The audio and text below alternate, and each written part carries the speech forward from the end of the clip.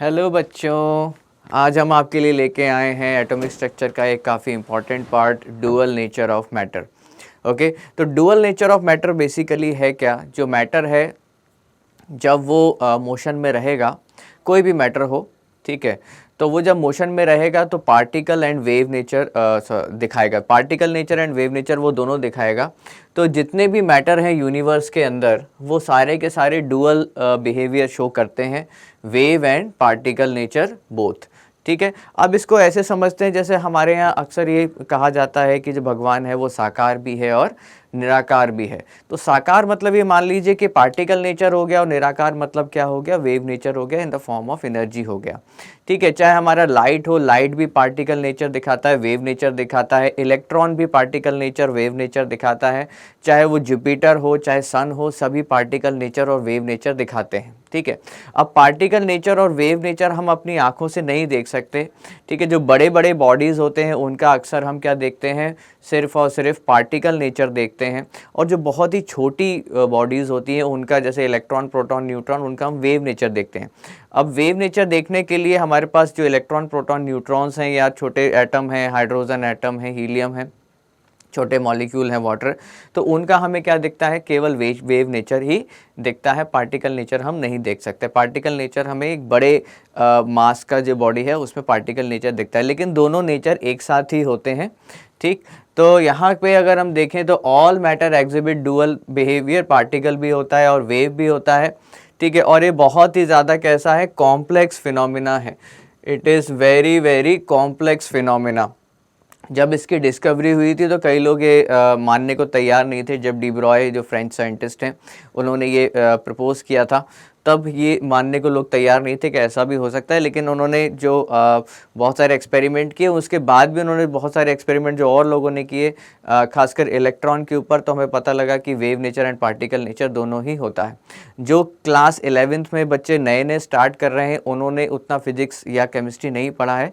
जब आप फिजिक्स में इंटरफियरेंस ऑफ लाइट पढ़ेंगे और जब हम पार्टिकल नेचर पढ़ेंगे, फोटोन का in the photo electric effect, तब आपको थोड़ा सा और आइडिया होगा इस चीज़ का। लेकिन हाल फिलहाल हम ये मान के चलेंगे कि कोई भी मैटर है वो डुअल नेचर दिखाता है, wave nature and particle nature.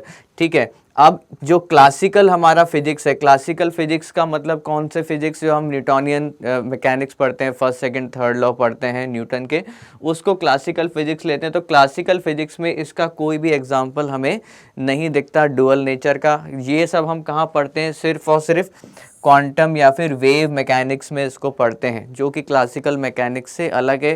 Classical mechanics के यहाँ पे रूल फॉलो नहीं होते हैं, क्वांटम मैकेनिक्स अलग है। ओके, तो अगर हम इसमें आगे बढ़ जाएं, और हम जो ये सीरीज़ कर रहे हैं वो सिर्फ मेंस और एडवांस तक ही सीमित है। बहुत ज़्यादा कॉम्प्लेक्स फिनोमिना है तो उसको आगे भी पढ़ते हैं, लेकिन हम इतना ही पढ़ेंगे कि हमारा मेंस एडवांस का जो सिलेबस है वो कंप्लीट हो जाए, उससे रिलेटेड क्वेश्चन हम उसमें कर पाएँ। बस इससे ज़्यादा हमारे को इसमें कोई रिसर्च वगैरह नहीं करनी है। ठीक है, अब जैसे electron, proton, neutron, small atom, small molecules भी डुअल नेचर दिखाएंगे, और वो हम जो है with the help of instrument हम भी देख सकते हैं। ठीक, अकेले हम अपनी नेकेड आइज से ये डुअल नेचर नहीं देख सकते, ना ही हमारे पास कोई ऐसा एग्जाम्पल होता है डुअल नेचर देखने का। हम सिर्फ थोड़ा सा इमेजिन करके इसको पढ़ सकते हैं या कर सकते हैं। ओके, अब यहाँ पे देखते हैं, इसको थोड़ा सा हम समझने की कोशिश करेंगे डुअल नेचर को, कि कैसे हम इसको देखते हैं डुअल नेचर को। तो इसके अंदर क्या होता है, जो हमारा डुअल नेचर है उसमें जब हम देखते हैं कि वेव नेचर भी है और पार्टिकल नेचर भी है, तो जो वेव नेचर है वो हम तब ऑब्जर्व करते हैं जब वेव की जो वेवलेंथ है वो थोड़ी सी बड़ी हो, एक पर्टिकुलर साइज़ की हो। कितना साइज़ होना चाहिए वो डिपेंड करता है इंस्ट्रूमेंट के ऊपर। ठीक है, और अगर वेवलेंथ बहुत ही छोटी है तो ऑब्जर्व द पार्टिकल नेचर। अगर हम पार्टिकल नेचर अगर हम ऑब्जर्व करना चाहते हैं तो जो वेवलेंथ है वो कैसी होनी चाहिए? काफ़ी छोटी होनी चाहिए, तब हमें पार्टिकल नेचर दिखेगा। अब ये कैसे होता है उसको देखें। तो वेव नेचर के लिए बड़ी वेवलेंथ, पार्टिकल नेचर के लिए छोटी वेवलेंथ। अब इसका मतलब क्या है उसको देखें ज़रा। ठीक है, सपोज अगर हम इसको थोड़ा सा इमेजिन करने का, हम इसे इमेजिन ही कर सकते हैं। ठीक है, अगर हम एक धागा ले लें, बॉल ऑफ थ्रेड ले लें, धागा जैसे ऊन का गोला या कोई भी धागा ले लें, उसको एक जगह से बांध दें, गोल गोल बना दें, तो ये हमारे लिए क्या हो जाता है, एक तरीके से पार्टिकल हो जाता है, बड़ा है एक मास हम देख पा रहे हैं। लेकिन वही धागा अगर हम खोल दें इस तरीके से, तो वो हमें क्या दिखाएगा, एज अ वेव नेचर दिखाएगा। ठीक है, अब धागा वेव कैसे बन गया और पार्टिकल कैसे बन गया, वो साइमल्टेनियसली होता है। ठीक है, धागे से हम सिर्फ यहाँ पे एग्जांपल ले रहे हैं, असली में पार्टिकल का वेव और पार्टिकल नेचर जो है, सॉरी मैटर का वेव और पार्टिकल नेचर थोड़ा सा अलग होता है इससे। ठीक है, और यहाँ पे जब हमने अभी बात की थी थोड़ी देर पहले कि जो वेव है वो जब बड़ी होती है तो वेव नेचर दिखता है, जब छोटी होती है तो क्या दिखता है, पार्टिकल नेचर दिखता है। जैसे फॉर एग्जांपल ये हमने वेव ले ली और इस वेव का जो वेवलेंथ है वो हमारा यहाँ पे ये लैम्डा है, तो इसमें हमें वेव आराम से दिख रही है। अगर यही वेव को हम थोड़ा कंप्रेस करते जाएं, जैसे यहाँ पे वेवलेंथ हमने छोटी कर दी, यहाँ पे वेवलेंथ और छोटी कर दी, और इस जगह पे जो है वेवलेंथ हमारी और छोटी हो गई है। ठीक है, यहाँ पे देखें तो वेवलेंथ बहुत ही ज़्यादा छोटी कर दी है, वेवलेंथ टेंड्स टू 0 है। अब इस समय क्या होता है, जैसे जैसे हम वेवलेंथ को कंप्रेस करते जा रहे हैं बच्चों, वेवलेंथ छोटी होती जा रही है, और छोटे छोटे होते होते इतनी छोटी हो गई कि वेवलेंथ हमें दिख ही नहीं रही। तो उसमें हमें क्या दिखता है, एक बैंड लाइक नेचर दिखने लगता है। बैंड लाइक नेचर को ही हम क्या कहते हैं, पार्टिकल लाइक नेचर कहते हैं। जैसे अगर हम पत्थर बांध के घुमाएं तो जब पत्थर घूमेगा रस्सी से अगर हम बांध दें तो उसमें हमें एक बैंड ऐसा दिखाई देगा, मतलब वो एक पार्टिकल नेचर है, पत्थर एक पार्टिकल है हमारे लिए। तो ये कैसा दिखाई देगा, फिनोमेना बैंड जैसा दिखाई देगा। तो अगर वेवलेंथ बहुत छोटी हो जाती है तब हमें क्या दिखता है, वहाँ पे पार्टिकल नेचर दिखाई देता है। अगर वेवलेंथ बड़ी है तो हमें क्या दिखाई देता है, वेव नेचर दिखाई देता है। और ये दोनों नेचर एक साथ चलते हैं। अब इसका कोई हमारे पास हाल फिलहाल कोई एग्जाम्पल ऐसा नहीं है, ना ही कोई हमारे पास इस तरीके से हम कोई ऐसी चीज़ हम बना पाएँ या देख पाए हैं जिसपे दोनों नेचर साथ में दिखते हैं। हाँ, हालांकि हम नेचर में बहुत सारी चीज़ें ऐसे जानती हैं जिसमें हमें दोनों चीज़ें दिखाई देती हैं। अब यहाँ पे देखें, जैसे जो वेव नेचर है और पार्टिकल नेचर है एक दूसरे कैसे होते हैं, इन्वर्स होते हैं। अगर हमें वेव नेचर दिखाई दे रहा है तो उस समय पार्टिकल नेचर बहुत ही कम हो जाएगा, पार्टिकल नेचर अगर बढ़ गया है तो वेव नेचर उस समय बहुत ही कम हो जाएगा। लेकिन दोनों कम ज़्यादा होंगे, लेकिन कभी भी ज़ीरो नहीं होगा। ऐसा नहीं होगा कि वेव नेचर ज़ीरो हो जाए सिर्फ पार्टिकल रहे, पार्टिकल नेचर ज़ीरो हो जाए सिर्फ वेव नेचर रहे, ऐसा पॉसिबल नहीं है किसी भी अपने मैटर के लिए। ठीक है, और इससे हम क्या निकालते हैं, ये वाली दो इक्वेशन आपने पढ़ी होंगी, E is equal to h c by lambda and E is equal to m c square. ये दोनों इक्वेशन से हमारा जो है पार्टिकल नेचर, यहाँ से डुअल नेचर की जो इक्वेशन है वो निकल के आती है। तो डुअल नेचर की इक्वेशन क्या हो जाती है, इसको हम कहते हैं डी ब्रोगली इक्वेशन या de Broglie equation. Lambda is equal to h upon m c अगर स्पीड ऑफ लाइट से चल रहा है, या फिर lambda is equal to h upon m v अगर वो वेलोसिटी इसकी और वेलोसिटी लाइट के बराबर नहीं है।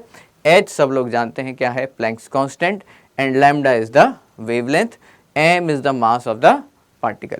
तो एम वी जो है, एम वी क्या शो करता है, हमारा पार्टिकल नेचर, और वेवलेंथ जो है हमारा लैम्डा हमारा वेव नेचर शो करता है।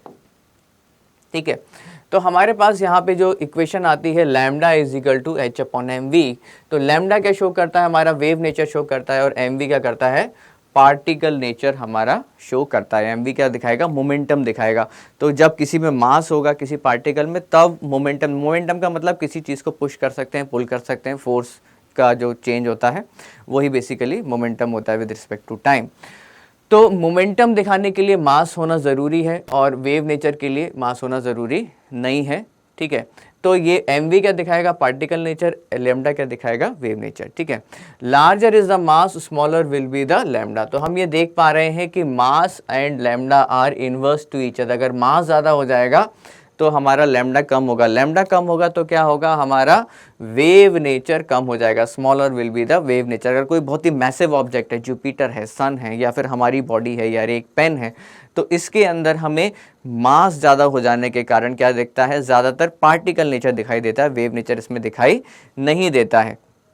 तो इसी कारण से अगर मास को हम छोटा छोटा करते जाएं तो हमारा पार्टिकल नेचर छोटा छोटा होता जाएगा और वेव नेचर बढ़ जाएगा। तो जो वेव नेचर है हमारा, to observe the wave nature, हमें बहुत छोटे पार्टिकल चाहिए। कैसे चाहिए, जैसे इलेक्ट्रॉन है, प्रोटॉन है, न्यूट्रॉन है, ऐसे छोटे छोटे पार्टिकल जिनका मास बहुत कम है, उन्हीं का हम वेव नेचर ऑब्जर्व कर पाते हैं, क्योंकि हमारे पास इसी तरीके के इंस्ट्रूमेंट अभी हाल फिलहाल हैं। ओके, तो ये मेन इक्वेशन है, इसको याद रखेंगे, lambda is equal to h upon m v is the momentum. आगे देखें बच्चों, ठीक, तो इसके में क्या होता है हमारा यहाँ पे हमें अगर यहाँ पे देखें तो जो लाइट है वो लाइट भी हमको क्या दिखाती है, हमारे को डुअल नेचर दिखाती है, पार्टिकल भी दिखाती है as well as wave nature भी दिखाती है। अब लाइट के वेव नेचर के बारे में मुझे बताने की ज़रूरत नहीं, सबने पढ़ा है, लाइट जो है वेव होती है, electromagnetic wave and all this things.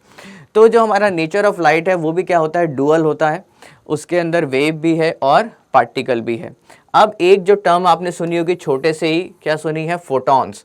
तो फोटॉन्स जो हैं वो लाइट के पार्टिकल्स हैं, यानी वो particle nature of the light को शो करते हैं, फोटॉन्स। तो photons show the particle nature of light and electromagnetic wave, जो लाइट में के अंदर इलेक्ट्रोमैग्नेटिक वेव होती है वो क्या शो करेगी, वो शो करेगी हमारा वेव नेचर।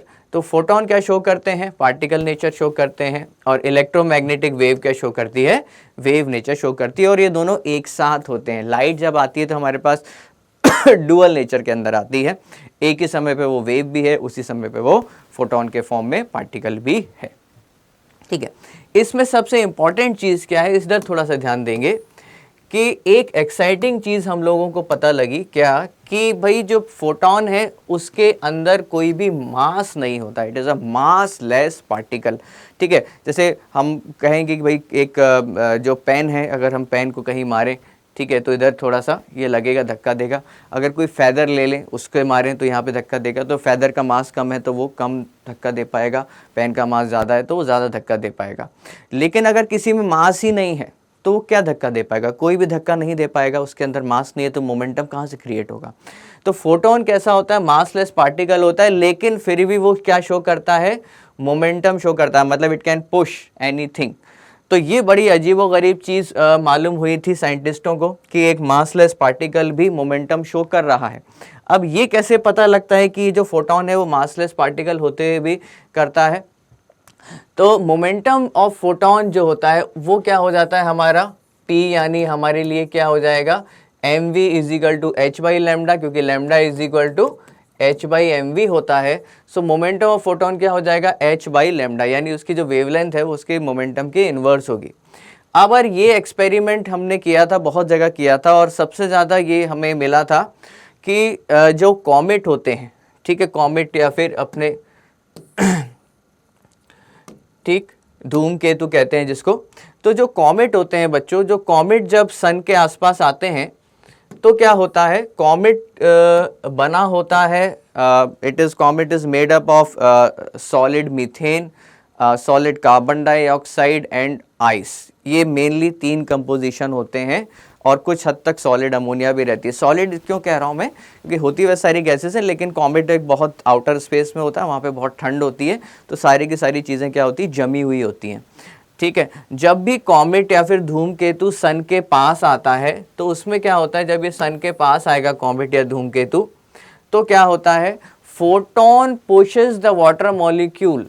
फोटोन क्या करता है, वाटर मॉलिक्यूल्स, जो वाटर है जब आएगा पास में, वाटर मॉलिक्यूल है, मीथेन के मॉलिक्यूल्स हैं, कार्बन डाइऑक्साइड है, अमोनिया है, इनको धक्का दे देते हैं। ठीक है, तो इनको जब धक्का देंगे, जब ये इवापोरेट होंगे सन की गर्मी से, जितने भी वाटर जो जमा हुआ है धूमकेतु पे, दैट विल इवापोरेट। तो जब इवापोरेटिंग आइस या फिर इवापोरेटिंग मीथेन कॉमेट के पास आते हैं तो सन से दूर होती है। ठीक है, जब वो सन के पास आते हैं, जो टेल होगी, टेल ऑफ द कॉमेट जो होगा वो क्या होगा, अवे फ्रॉम द सन होगा। मतलब जो फोटोन होंगे, जैसे ये फोटोन, अपने मान लो कि ये फोटोन आ रहे हैं, तो फोटोन क्या करेंगे, कॉमेट को, जब कॉमेट के पास जो वाटर मॉलिक्यूल हैं उनको पीछे की तरफ पुश करेंगे। अब फोटोन के अंदर, और ये हमें दिखता है कि जो टेल है कॉमेट की वो हमेशा सन से दूर ही रहती है। अब इससे क्या पता लगता है कि फोटोन के पास कोई मास तो नहीं है, फिर भी वो वाटर मॉलिक्यूल को धक्का दे रहे हैं पीछे की तरफ। कैसे धक्का दे रहे हैं भाई, इधर कोई एयर तो है नहीं कि हवा चल रही हो कि पीछे चले जाए। इसका मतलब ये है कि फोटोन के पास कोई ऐसी चीज है जिसके कारण वो मोमेंटम क्रिएट कर रहा है। तो फोटोन क्या दिखाता है, लाइट का पार्टिकल नेचर दिखा रहा है। सन के पास तो बहुत सारी लाइट है, तो इसमें बहुत सारे फोटॉन्स जो हैं निकलते हैं और जो वाटर मॉलिक्यूल को पीछे पुश कर देते हैं विदाउट एनी मास। तो ये बहुत अजीबोगरीब फिनोमिना हमें पता लगा था। उसके बाद से काफ़ी ज़्यादा रिसर्च और बढ़ गई थी डुअल नेचर के बारे में। तो ये डुअल नेचर का फिनोमिना हमें उसी समय पता लगा था लाइट के कंटेक्स्ट में। ठीक है, तो जो लाइट है वो भी डुअल नेचर दिखाती है और सारे पार्टिकल हमारे वो भी डुअल नेचर दिखाते हैं। कुछ को हम मेजर कर पाते हैं, कुछ को मेजर हम नहीं कर पाते हैं बच्चों। अब यहाँ पे जो हमने पढ़ा है ये एक थ्योरी वाला पार्ट है ड्यूअल नेचर का, लेकिन थ्योरी से इसके काफ़ी कम क्वेश्चन आते हैं। ज़्यादातर क्वेश्चन जो जेईई मेंस एडवांस में आते हैं वो कहाँ से आते हैं, इसके फॉर्मूले से आते हैं। तो 2-3 इसके फॉर्मूले हैं वो हम देख लेते हैं, जो इनके फॉर्मूले हैं। ओके, तो उसको हम देख लेते हैं। एक तो हमारे पास है lambda is equal to h upon m v, ये फॉर्मूला हो जाएगा हमारे पास, ये सबको पता ही है, m v is the momentum. फिर आते हैं हमारा काइनेटिक एनर्जी के साथ, तो ये हमने थोड़ा सा ड्राइव किया है, लेकिन आपको ये वाला फॉर्मूला याद रखना है एग्जाम तक। फॉर्मूले थोड़ा सा याद ही रखें मेंस और एडवांस में, क्योंकि तुरंत वहाँ पे क्वेश्चन में आपको फॉर्मूला लगाएंगे। अगर आप ड्राइव करने लग जाएंगे तो डेट विल क्रिएट प्रॉब्लम। हालांकि ये हमने ड्राइव किया, हाफ एम वी स्क्वायर से वेलोसिटी निकाला और फिर वेलोसिटी को इधर हमने पुट कर दिया है। तो ये हमारा इस तरीके से लैम्डा का और काइनेटिक एनर्जी का रिलेशन आता है। ओके, तो ये एक दूसरा रिलेशन है, एक ये रिलेशन है और एक सेकंड रिलेशन ये है। और फिर हमारे पास एक और रिलेशन आता है, उसके अंदर क्या होता है, ये आप लोग जो 11th क्लास में है वो पढ़ेंगे। 12th क्लास में जो काइनेटिक एनर्जी होती है that is equal to q into v. Q is the charge on the particle and v is the voltage. Okay, तो काइनेटिक एनर्जी जो हमने यहाँ पे रखा है काइनेटिक एनर्जी, उसी के जगह हम हटा देंगे इसको और क्या रख देंगे, क्यू वी। तो यहाँ काइनेटिक एनर्जी की जगह हम क्या रख देंगे बच्चों, क्यू वी। तो ये हमारा एक और हमारे पास रिलेशन आ जाएगा।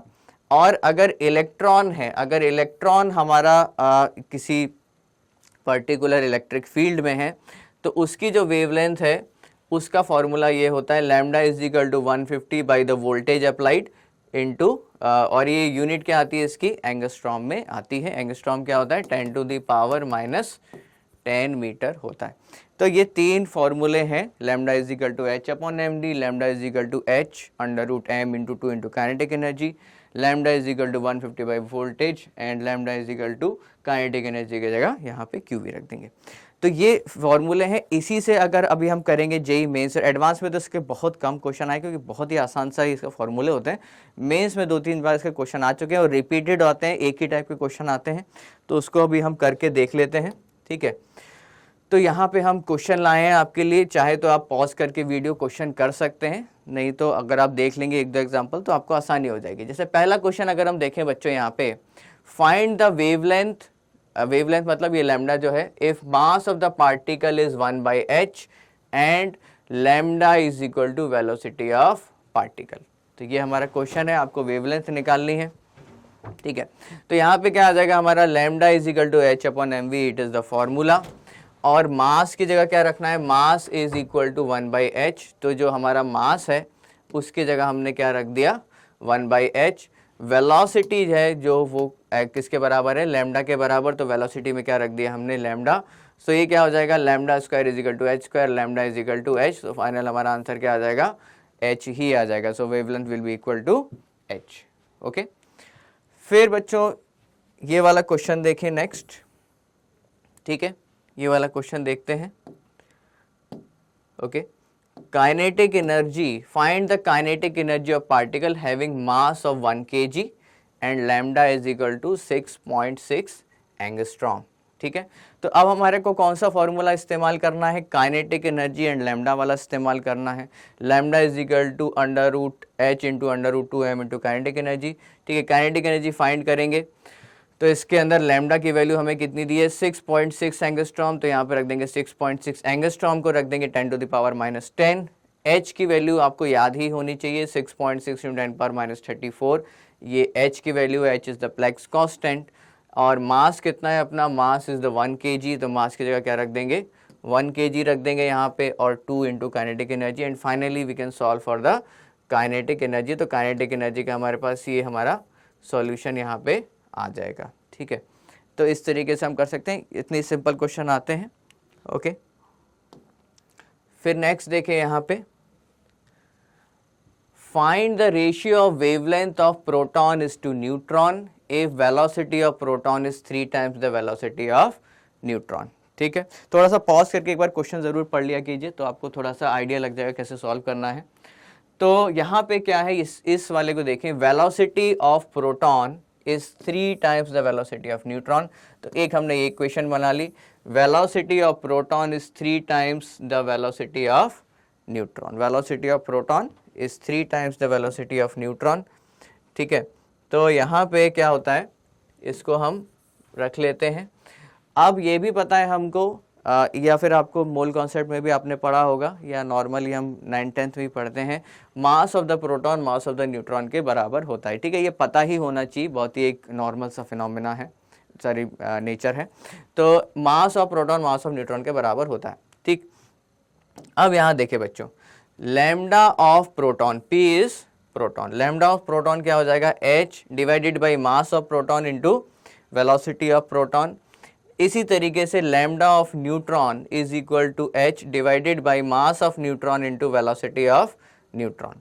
और फिर हमने बच्चों यहाँ पे क्या लिखा है, velocity of proton is equal to 3 times the velocity of neutron. तो यहाँ पे वेलोसिटी ऑफ प्रोटॉन की जगह क्या रख देंगे, 3 times the velocity of neutron कर देंगे यहाँ पे।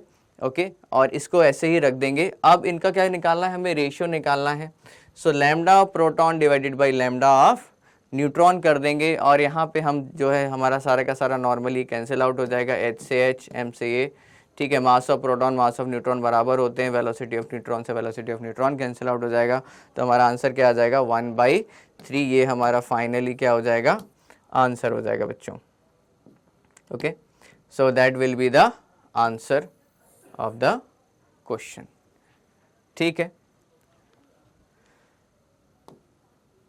चलिए अब यहाँ पे देखें, और हमारे पास क्वेश्चन है। ठीक है, the proton a proton and lithium plus 3 nucleus are accelerated by same potential। इसको ध्यान रखेंगे, एक ही पोटेंशियल से एक्सीलरेट किया है, वोल्टेज सेम है। तो यहाँ पे जो पोटेंशियल है वही क्या हो जाता है हमारे लिए, वोल्टेज हो जाएगा, यानी V हो जाएगा। If lithium lambda and proton lambda, ठीक है, जो है हमारी डी ब्रोगली वेवलेंथ है, मतलब नॉर्मली वेवलेंथ ही है। ठीक है, यहाँ पे हमें क्या निकालना है, wavelength of Li plus 3 proton respectively, मतलब ये वाले का हमें क्या निकालना है, रेशियो निकालना है। ठीक है, wavelength of lithium to wavelength of proton का क्या निकालना है, रेशियो निकालना है। तो बच्चों इसमें क्या करेंगे हम, वेवलेंथ ऑफ लिथियम प्लस 3 में क्या रखेंगे, देखें तो हमारे पास जो है, हमारे पास जो फॉर्मूला है उसको देखें, तो सबसे पहले हम देखें ये वाला फॉर्मूला जो है हम इस्तेमाल करेंगे, H√2m into Q into V, जो हमने पहले देखा था, Q is the charge, V is the voltage. तो आइए इस वाले फॉर्मूले में लिथियम का वेवलेंथ निकालें। तो लिथियम प्लस 3H, ठीक है, 2 में आ ही जाएगा। मास ऑफ द लिथियम कितना दिया है, मास of the lithium is 8.3 times the mass of the proton. तो जो यहाँ पे मास रखना है वो कितना रखना है, 8.3 multiplied by the mass of proton. ठीक, वोल्टेज को हम V रख के चल रहे हैं क्योंकि दोनों का सेम है, तो लास्ट में कट जाएगा। और चार्ज ऑन द लिथियम, कितना लिथियम पे चार्ज है बच्चों, 3, तो यहाँ पे कितना रख देंगे, 3, यहाँ पे चार्ज आ जाएगा। E is the charge on the electron, तो उसको E ही रख दिया है हमने। ठीक है, और यहाँ पे E इसलिए रख दे क्योंकि बाद में फिर ये भी कटेगा। फिर आते हैं lambda of proton, H 2 into mass of proton into V into E, charge on the proton is only +1, तो यहाँ पे ये +1, अगर 1 नहीं भी लिखेंगे तो भी चलेगा। तो यहाँ पे कितना हो जाएगा, 3E चार्ज हो जाएगा, और यहाँ पे कितना हो जाएगा, 1E चार्ज हो जाएगा। दोनों का वोल्टेज सेम है, दोनों का वोल्टेज हमने सेम रख लिया। मास ऑफ द प्रोटॉन को मास ऑफ प्रोटॉन रख लिया, और लिथियम के लिए 8.3 times of mass of proton है, तो ये यहाँ पे आ गया हमारे पास। अब इन दोनों का क्या करना है, हमें रेशियो निकालना है। तो जब हम दोनों को रखेंगे तो हमारे पास फाइनली सारी की सारी चीज़ें कट जाएंगी। ठीक है, चाहो तो आप इसको यहाँ पे डिवाइड भी कर सकते हो। तो E से E कट गया, V से V कट गया, मास ऑफ प्रोटॉन से मास ऑफ प्रोटॉन, 2 से 2, H से H। तो फाइनली हमारे पास क्या आ जाएगा, √of 8.3 into 3, so that will be approximately equal to 25 under root में, और फाइनली 1/5। 1/5 को कैसे लिख सकते हैं बच्चों, 2 इंटू 10⁻⁻1। तो हमारे पास यहाँ पे क्या आ रहा है, यहाँ पे क्या लिखा है, x into 10⁻⁻1, so that will be 2 into 10⁻⁻1। तो फाइनल आंसर यहाँ पे क्या आ जाएगा, 2 आ जाएगा। चलिए बच्चों ये भी देखते हैं।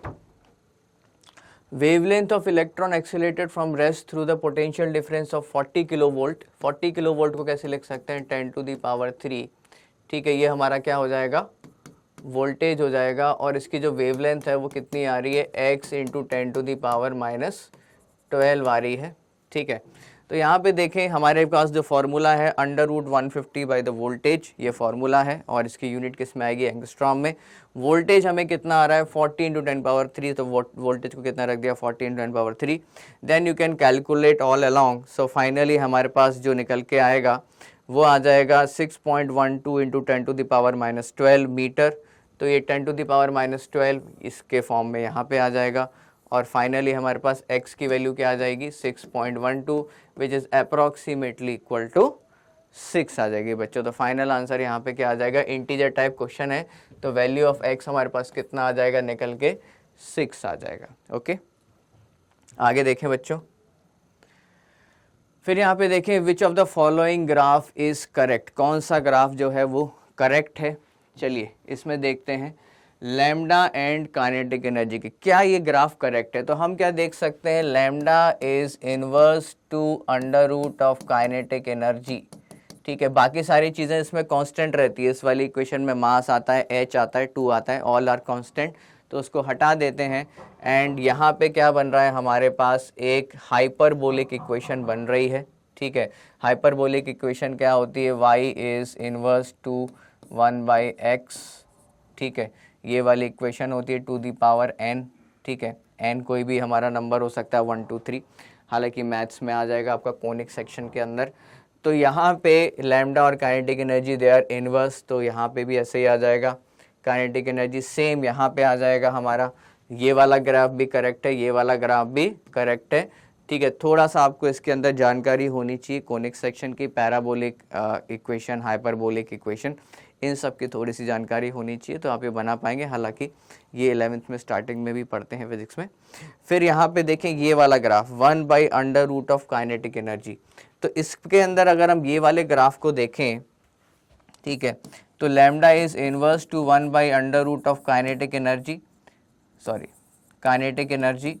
तो इसमें क्या होता है, हमें 1/√ऑफ काइनेटिक एनर्जी, तो ये हमारे पास क्या आ जाता है, y is directly proportional to x ही आ जाएगा। तो ये कैसी इक्वेशन बनेगी बच्चों, स्ट्रेट लाइन इक्वेशन बनेगी। तो ये भी ग्राफ अपना करेक्ट हो जाएगा। फिर लास्ट में जो ये ग्राफ है सबसे नीचे वाला देखें यहाँ पे, लॉग लैम्डा इज, ठीक है, और लॉग के ई। अब ये ग्राफ करेक्ट है कि नहीं तो इसको देख लेते हैं। हमारी इक्वेशन क्या होती है, lambda is equal to h√2 into m into kinetic energy. ठीक है, बाकी सारी चीज़ें इसके अंदर देखिए कांस्टेंट है, तो हम क्या लिख सकते हैं, लैम्डा इज इक्वल टू के, हमने कांस्टेंट ले लिया, √ऑफ kinetic energy. Now we can take log on both the side. ठीक है, तो हमारे पास लॉग आ जाएगा, log lambda is equal to log of K minus log of kinetic energy to the power 1/2। और फाइनली हमारे पास इक्वेशन आएगी log K minus 1/2 log of kinetic energy, और लॉग ऑफ लैम्डा यहाँ पे आ जाएगा। और ये हमारी इक्वेशन कौन सी बनेगी बच्चों, ये वाली जो इक्वेशन बनेगी हमारी वो बनेगी y is equal to c minus m x. ठीक है, तो x हमारा क्या हो जाएगा, log के ई हमारा x हो जाएगा, और m क्या हो जाएगा, स्लोप हो जाएगा, which is negative slope. m की वैल्यू क्या आ रही है, -1/2, तो नेगेटिव स्लोप में ये आ जाएगा हमारा इस तरीके से। तो ये वाला ग्राफ भी हमारे लिए करेक्ट हो जाएगा। तो चारों ग्राफ जो हैं हमारे करेक्ट हो जाएंगे यहाँ पे। All the 4 graphs are correct for lambda and kinetic energy. ठीक है, सारे के सारे ग्राफ करेक्ट हो जाएंगे। ठीक है, फिर यहाँ पे देखें kinetic energy of electron in the second orbit of hydrogen atom equal to h/x ma02। ठीक है, थोड़ा सा इसको देखते हैं, बड़ा कर लेते हैं। ठीक है, यहाँ पे जो लिखा है उसको मैं यहाँ पे लिख देता हूँ दोबारा से, अगर कई लोगों को ना दिख रहा हो, h²/x ma02। ठीक है, and that is equal to kinetic energy. तो इसमें x की वैल्यू हमसे पूछी है, सॉरी 10x की वैल्यू पूछी है। तो आइए देखें इसमें क्या करेंगे। तो ये हमने एक पहले भी आपको एक वीडियो बना के दिया था, उसमें भी ये पढ़ाया था, दोबारा से अपन ये पढ़ रहे हैं। तो ये वाला फॉर्मूला अभी हमने देखा ही है। ये एक और हमने जो वीडियो बनाया है हाइड्रोजन लाइक वेव फंक्शन, उसके अंदर ये फॉर्मूला आता है 2πr = n लैम्डा, और n की वैल्यू क्या हो सकती है 1 2 3 4 5 6 ऐसे हो सकती है। और ये वाला फार्मूला बहुत ही बेसिक फार्मूला है बोहर का, r = a0n²/z। ठीक है, तो ये तीन हमारे पास जो है फार्मूले आ गए हैं, और ये जो तीन फार्मूले हैं इनसे हम क्या है काइनेटिक एनर्जी निकाल देंगे। अब कौन सा ऑर्बिट दिया है बच्चों, सेकंड ऑर्बिट ऑफ बोहर दिया है, तो n = क्या आ जाएगा 2, हाइड्रोजन दिया है तो z की वैल्यू क्या आ जाएगी 1 आ जाएगी। तो इसमें करना क्या है, हमको लैम्डा की वैल्यू उठा के यहाँ रखनी है, r की वैल्यू उठा के यहाँ रखनी इस जगह पे। ओके, तो r की वैल्यू क्या आ जाएगी हमारे पास a0n²/z, तो यहाँ पे क्या लिख देंगे 2π a0n²/z। लैम्डा की वैल्यू ये आ जाएगी h√2m काइनेटिक एनर्जी, तो n और h√2m काइनेटिक एनर्जी। ठीक है, z की वैल्यू 1 रख देंगे और n की वैल्यू कितनी रख देंगे 2। ठीक है, बाकी सारा का सारा हमारा कांस्टेंट वैल्यूज़ हैं। तो हम जब इसको कैलकुलेट करेंगे बच्चों, तो फाइनली हमारे पास क्या आ जाएगा, kinetic energy = h² 32π² a02 m। ठीक है, पाई की वैल्यू जो दे रखी है हमको क्वेश्चन के अंदर वो दे रखी है 3.14, तो पाई की वैल्यू क्या हो जाएगी हमारे लिए 3.14। तो ये क्या हो जाएगा हमारे लिए x हो जाएगा। क्यों हो जाएगा x, क्योंकि ma0² के साथ जो मल्टीप्लाई है वो x है, यानी ma0² के साथ जो मल्टीप्लाई है वो क्या हो जाएगा x हो जाएगा हमारे लिए। So that is your x। तो x क्या हो जाएगा 32π², और फाइनली x की वैल्यू क्या निकल के आ जाएगी 3155 आ जाएगी बच्चों। तो ये हमने जितने भी क्वेश्चन थे जो कि काफ़ी कठिन थे वो हमने यहाँ पे ले लिए हैं, और इसको आप एक और बार थोड़ा सा रिवाइज कर लेंगे, और ये जो PDF है वो भी मैं शेयर कर दूंगा नीचे डिस्क्रिप्शन लिंक में, तो आप उससे डायरेक्टली पढ़ सकते हैं। इससे और कोई ज़्यादा कठिन क्वेश्चन जो हमने पढ़ा है उससे ज़्यादा नहीं आते हैं मेंस और एडवांस में। ठीक है, तो आगे ही हम इसकी तरीके से और वीडियो आपके लिए लाते रहेंगे। चैनल को शेयर करें, सब्सक्राइब करें। Thank you.